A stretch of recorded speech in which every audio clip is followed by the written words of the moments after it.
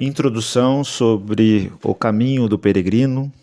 Esse é o título da obra original, que foi traduzida aqui no Brasil como O Peregrino.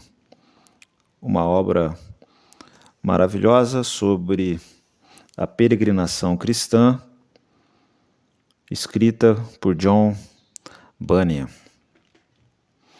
A nossa proposta diante da leitura desse livro é uma caminhada reflexiva de sabedoria aplicada ao coração e às nossas vidas, e não um estudo engessado, sistemático sobre o assunto.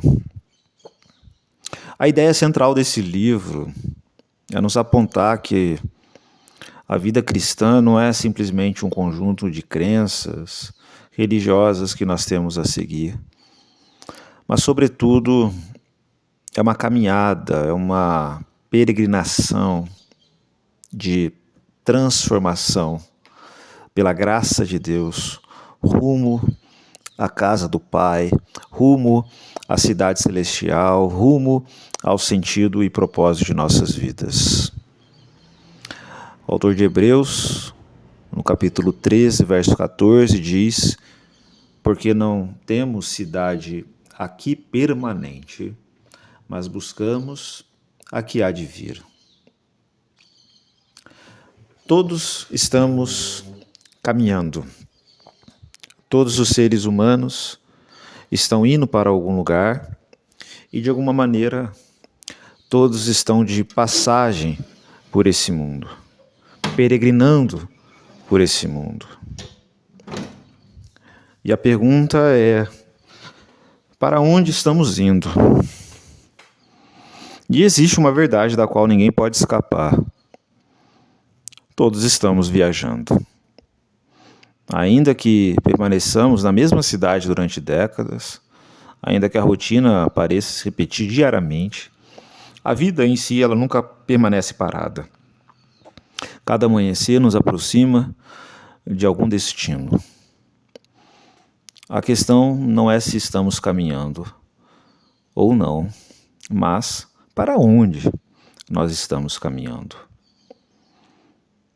Talvez essa seja uma das perguntas mais profundas que um ser humano possa fazer.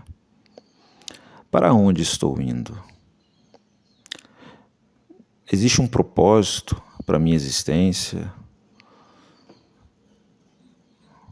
O que pesa sobre meus ombros? Há um lugar onde finalmente posso encontrar descanso? Enfim, vivemos uma cultura fascinada pelo movimento. As pessoas viajam mais do que nunca em toda a história humana. Hoje nós mudamos de cidade com muita facilidade, comparado a outras épocas.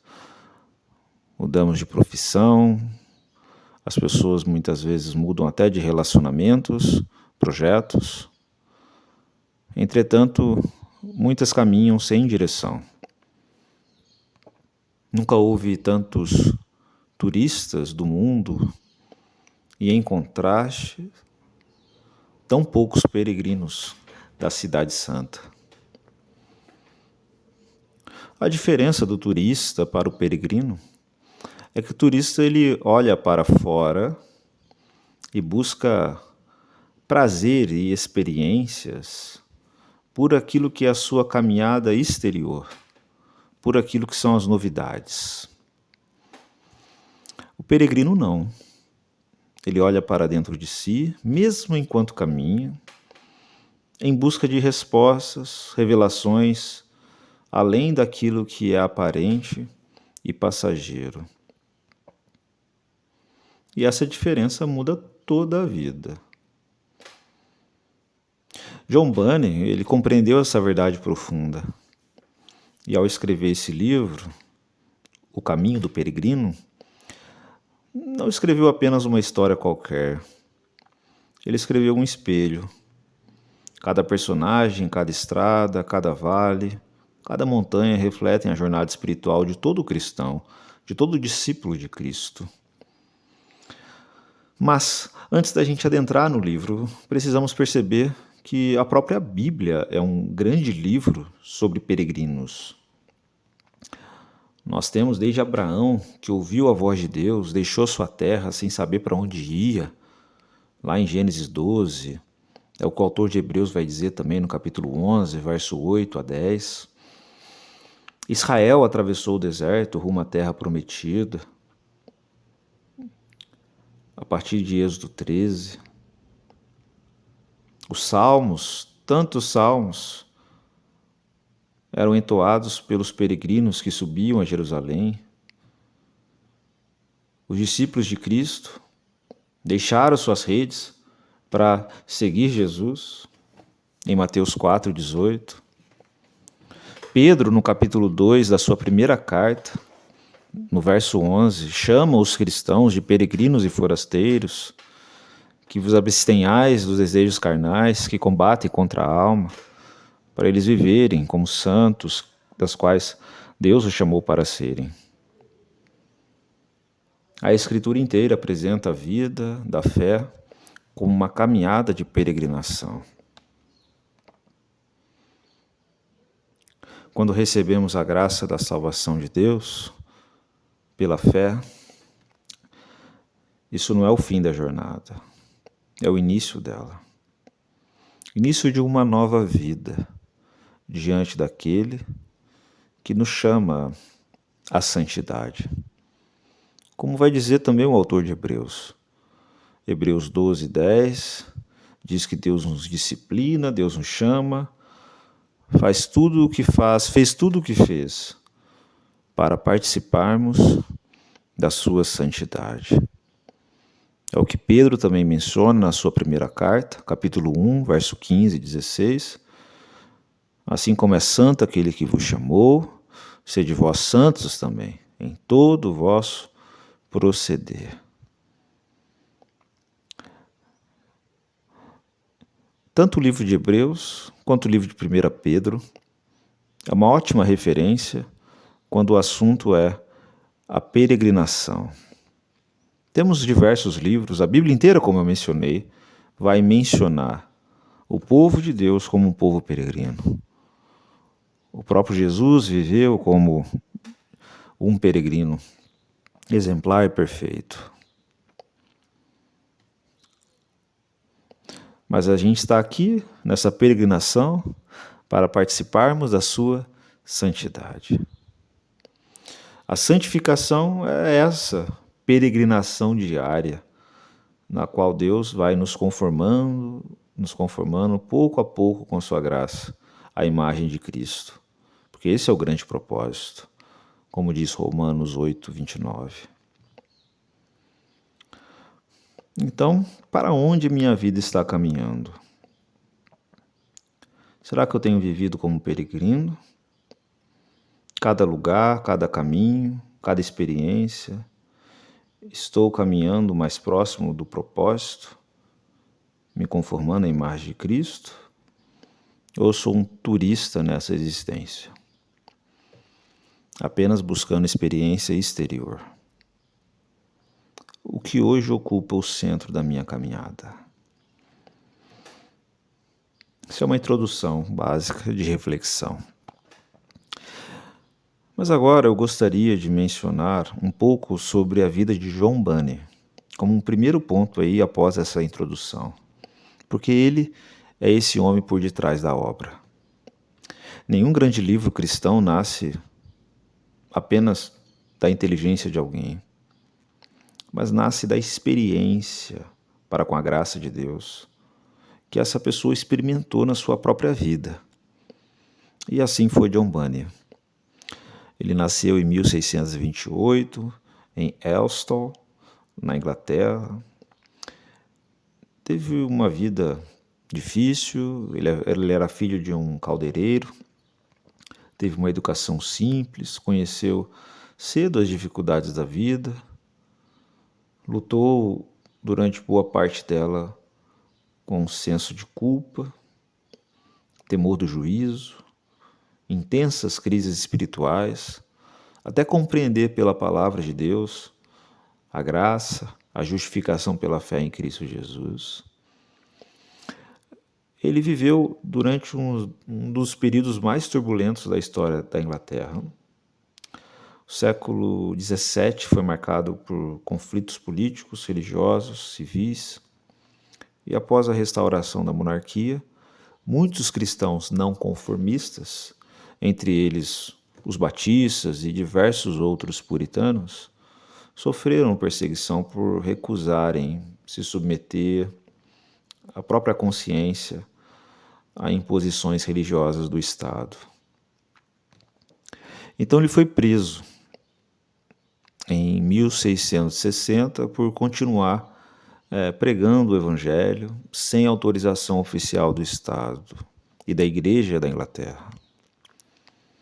Ele poderia ter sido libertado caso prometesse deixar de anunciar Cristo, mas se recusou, permaneceu ali preso, encarcerado por cerca de 12 anos. Na prisão experimentou saudade da esposa, dos filhos, especialmente da sua filha cega chamada Mary, e lidou com muitas incertezas e privações. Mas ali, nesse contexto, Deus transformou sua cela em oficina de esperança. O homem impedido de percorrer estradas passou a conduzir multidões por meio dessas páginas que ele escreveu. Como Paulo escreveu cartas da prisão, como os louvores ecoaram na prisão de Filipos, em Atos 16, e como o evangelho permanece livre mesmo quando seus mensageiros são acorrentados, como diz Paulo em 2 Timóteo 2,9, Bunyan testemunhou que a palavra de Deus não pode ser aprisionada. O peregrino, ele surgiu desse contexto.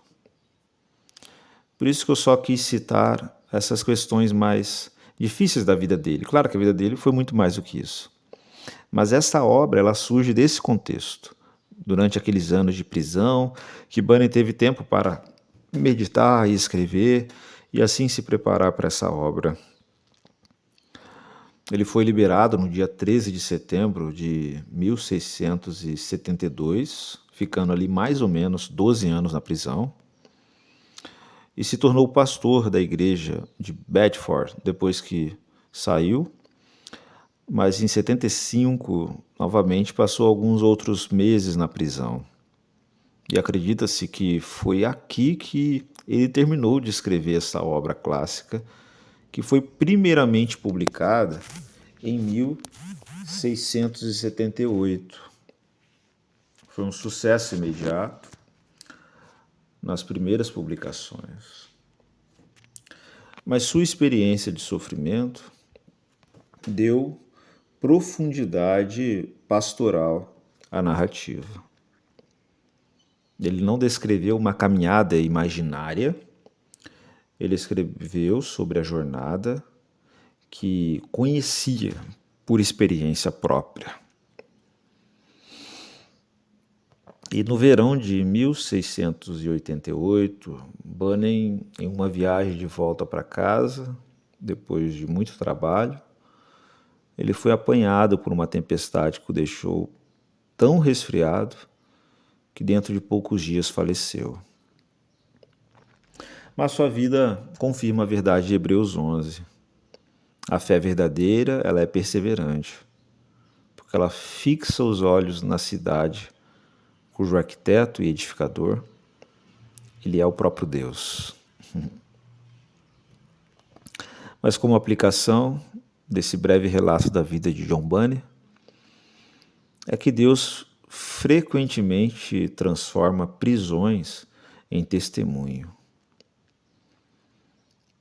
Quando os seus servos fiéis passam por essas dificuldades e são provados pelo Senhor, a fé conduz esses servos a testemunho. E o sofrimento, como vai dizer 1 Pedro, lá no capítulo 2, verso 19 e 21, não impede o testemunho da graça de Deus. Pelo contrário, o sofrimento aprofunda. Claro, desde que vivido com fé. desde que vivido em seguir os passos de Cristo. Ele aprofunda. E as maiores experiências espirituais nascem da perseverança fiel em meio ao sofrimento. Esse é o testemunho da carta de 1 Pedro, da qual nós estudamos recentemente no domingo à noite. Com a graça de Deus, espero muito que esta carta venha encontrar lugar em nosso coração, para que nós possamos compreender exatamente essas verdades, de que as maiores experiências de fé nascem da perseverança em meio ao sofrimento. E o sofrimento não impede o testemunho da graça, pelo contrário, ele aprofunda quando é vivido pela fé. E é isso que a gente vê na vida de John Bunyan. E um segundo ponto que eu queria trazer agora é mais sobre a obra, sobre o livro do Peregrino. Muitos sabem disso, que depois da Bíblia, poucas obras exerceram tanta influência na espiritualidade evangélica, principalmente ocidental, como esse livro, O Peregrino, que foi traduzido por diversos idiomas, lido por milhões de pessoas.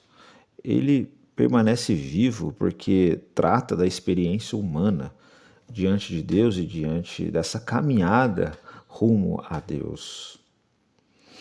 O livro se trata de uma alegoria, ou seja, tem como característica uma linguagem simbólica.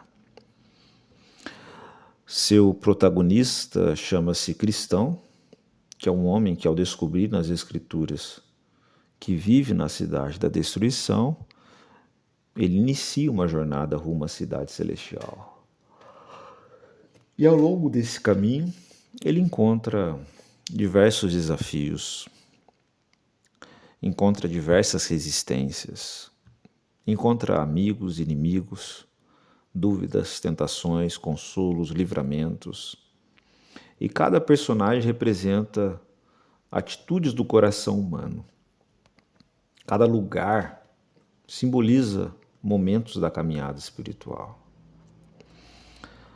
Há vários personagens que encontramos. O evangelista, por exemplo, que aponta o caminho da salvação.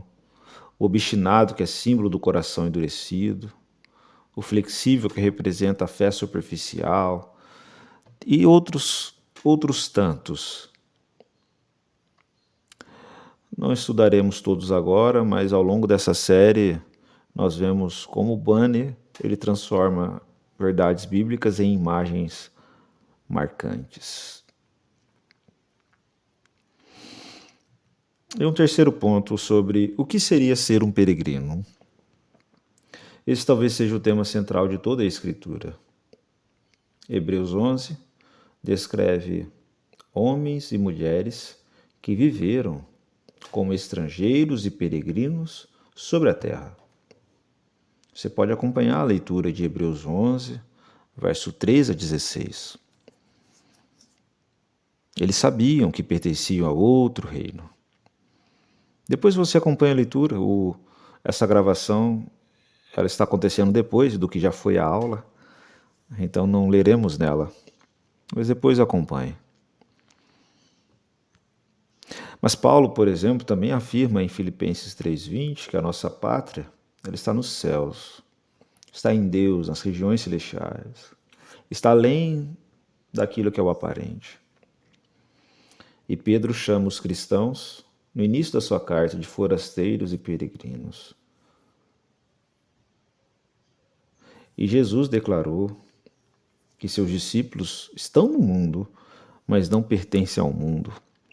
Na sua oração sacerdotal em João 17, ali no verso 14 a 18. Não peço que os tire do mundo, né, mas os livres do mal. Eles estão no mundo, mas eles não são do mundo. Claro que ser peregrino não significa desprezar a criação de Deus e nem fugir das responsabilidades que nós temos neste mundo.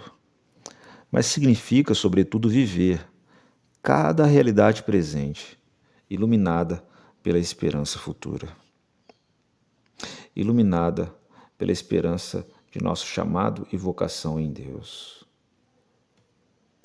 Vivemos, sim, no mundo, trabalhando, estudando, casando, construindo famílias, servindo o próximo. Mas, como peregrinos, como cristãos, não fazemos dessas coisas nossa identidade última. A nossa esperança está em Cristo e em seu reino. E cada uma dessas coisas, para nós, são caminhos de buscarmos o reino de Deus e a sua justiça. E de manifestarmos em cada uma dessas coisas a prioridade que damos ao reino de Deus e à justiça dele e à vontade dele. Tudo deve ser feito para a glória e em amor a ele e às pessoas. E não um apego ao passageiro. O peregrino ele está buscando aquilo que está além do aparente e visível e buscando aquilo que, nas experiências da vida, o conecta com aquilo que é eterno. E ele vai, pouco a pouco, caminhando ao conhecimento disso e ao testemunho dessas coisas celestes e eternas, da qual ele é chamado a viver. O coração humano facilmente se apega àquilo que é passageiro.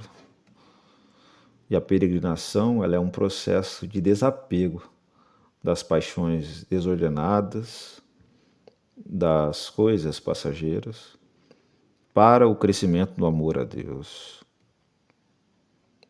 E assim a gente vai descarregando os fardos, do qual aparece também na narrativa. Mas como eu disse, não se trata de negar os bens criados, mas de ordená-los corretamente, para que Deus, o Criador, permaneça acima de todas as coisas.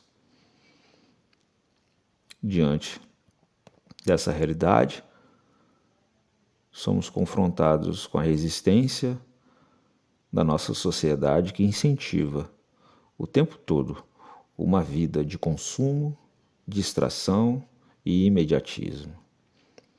O peregrino, porém, ele aprende a viver pela fé. Ele não mede sua vida pelo conforto aparente, mas pela fidelidade ao Senhor. Então, nos perguntemos, o que revela onde está o meu verdadeiro lar? Em que áreas eu tenho vivido mais como cidadão deste mundo do que do reino de Deus, né? O que me encanta é a vida espiritual, é a humildade, é o caminho a Cristo, caminho estreito, caminho de cruz, ou os passarinhos, ou as coisas aparentes, visíveis, o mercado, o quê? Outro ponto de reflexão, um quarto, sobre a importância da linguagem simbólica, que é a linguagem da vida e é a linguagem do peregrino. Quando o autor escreve uma alegoria, ele não está fugindo da realidade, ele está entrando mais fundo nela, ele está indo além do aparente. O fogo não é simplesmente fogo, tem algo além do aparente. É purificação. O fogo é transformação. Montanha não é simplesmente um monte de pedra ou uma pedra grande. Representa subida, esforço, ar puro. Toda a vida nossa ela é simbólica. O casamento, por exemplo, cristão, ele não é simplesmente a união de duas pessoas que se gostam. Não, tem que ser uma imagem, uma revelação de algo que dura, de algo eterno, do amor de Cristo para com a igreja e da igreja para com Cristo.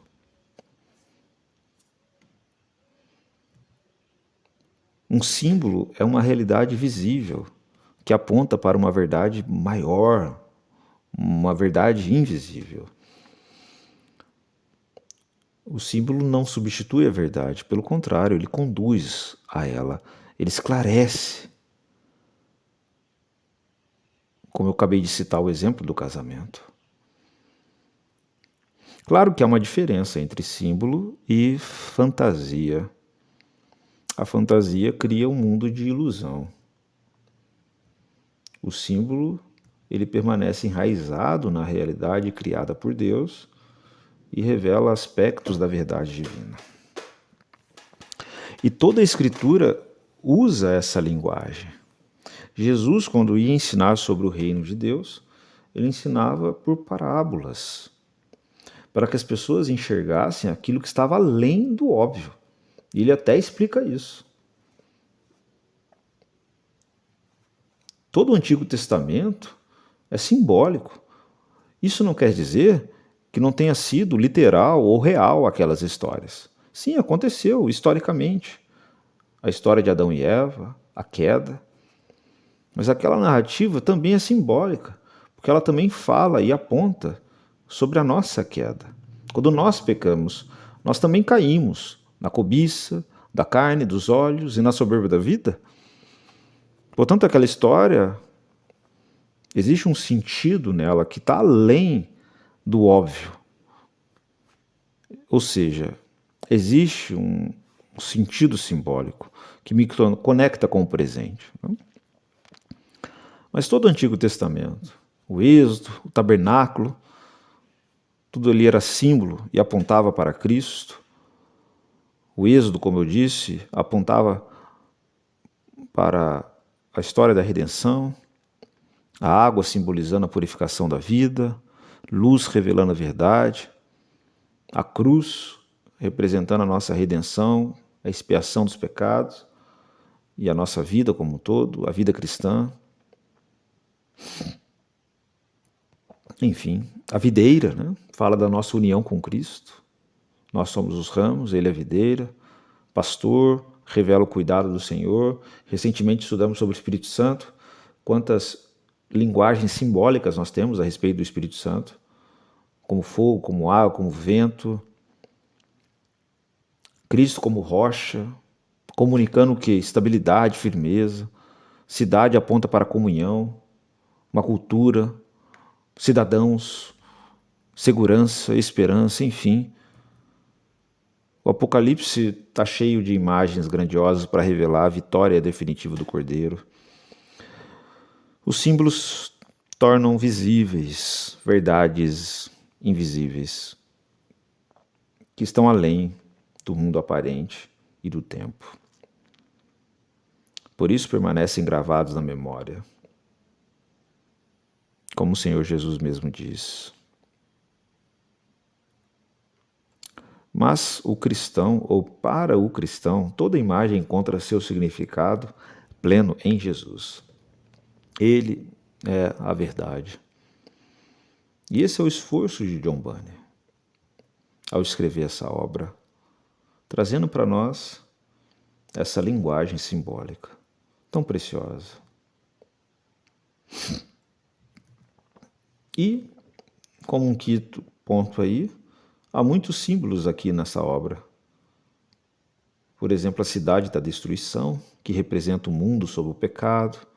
O fardo é a culpa, o peso do pecado, a porta estreita, a casa do intérprete. Tem a instrução na palavra, a cruz, que é o lugar onde o fardo cai definitivamente. Tem a armadura, tem o Apolion, o Vale da Sombra da Morte. Enfim, diversos símbolos que nos convidam à reflexão, né? Aonde eu me encontro hoje nessa jornada? Onde? Mas é um livro maravilhoso. Espero que você entre nessa caminhada de leitura, lendo lentamente, atentamente. Isso é uma aplicação de como ler essa obra, né? Ore antes de cada capítulo. Sempre consulte as Escrituras. Mesmo que o texto não vá citar a Escritura, mas ele sempre está remetendo à Escritura. De repente você lembra de algum texto, de alguma parábola, de algum ensino. Vá àquele texto, medite a respeito daquilo. E não leia simplesmente para conhecer a história. Leia para conhecer melhor o seu próprio coração, porque essa é a intenção da obra. Pergunte continuamente onde esse personagem aponta para a minha vida, o que ele revela sobre mim, que verdade bíblica está sendo ilustrada, onde Cristo aparece nessa cena, que mudança Deus deseja produzir em minha vida. Perguntas como essa pode ser muito proveitoso para manter a sua mente ali alerta e você aproveitar a leitura de uma obra clássica, e ela não é clássica à toa. Mas mantenha ali, quem sabe, um caderno para você registrar suas reflexões espirituais, orações, lutas, encorajamentos que surgirem ali durante a leitura, para que assim o livro possa ter bom proveito de ser um instrumento de disciplina formativa na caminhada da fé.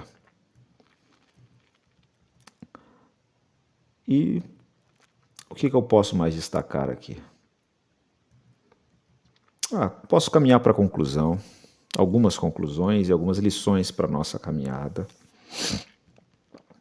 Todos estamos caminhando, todos os seres humanos estão caminhando para algum lugar, carregando algum peso, e todos precisam de redenção e salvação.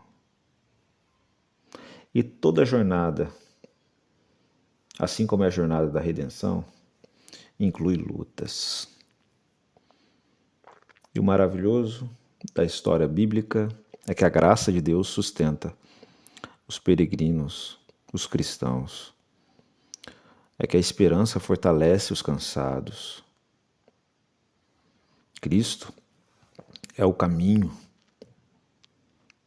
Ele não apenas envia ajuda, Ele é a própria ajuda, Ele permanece conosco. Ele não apenas promete a cidade, Ele mesmo é a sua glória. E Ele é o peregrino perfeito. Perfeito. Talvez seja isso que Banner queira também, ou tinha como intenção, ao trazer-nos essa obra.